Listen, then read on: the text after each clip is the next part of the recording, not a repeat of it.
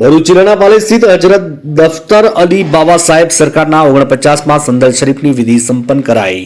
સેંકડો અનુયાયીઓની હાજરીમાં સંદલ શરીફની વિધિ સંપન્ન કરાઈ। ભરૂચના પાલેજ સ્થિત સુપ્રસિદ્ધ હજરત દફતર અલી બાબા સાહેબ સરકારના 49માં સંદલ શરીફની ઉલ્લાસભેર વિધિ સંપન્ન કરાઈ હતી। સંદલ શરીફ પ્રસંગે દરગાહ શરીફને જાકમજોળ રોશનીથી શણગારવામાં આવી હતી। વર્ષોની પરંપરા મુજબ મુસલમાની ચાંદ 3 જમાદી ઉલ અવ્વલના રોજ સંદલ શરીફની વિધિ સંપન્ન કરવામાં આવે છે। સેંકડો અનુયાયીની હાજરીમાં દરગાહ શરીફના ટ્રસ્ટીઓ તેમજ ઉલમાએ કિરામની હાજરીમાં દરગાહ શરીફ પર સંદલ શરીફની વિધિ સંપન્ન કરાઈ હતી। સંદલ શરીફ દરગાહના પટાંગણમાંથી પ્રસ્થાન કરી દરગાહ શરીફ પર પહોંચ્યું હતું, જ્યાં દરગાહ શરીફના સંચાલકો તેમજ ઉલમાએ કિરામના હસ્તે સંદલ શરીફની વિધિ સંપન્ન કરાઈ હતી।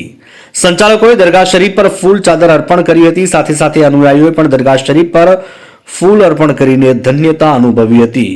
આ પ્રસંગે મોટી સંખ્યામાં હાજી દફતર અલી બાબા સાહેબના અનુયાયીઓ ઉમટી પડ્યા હતા।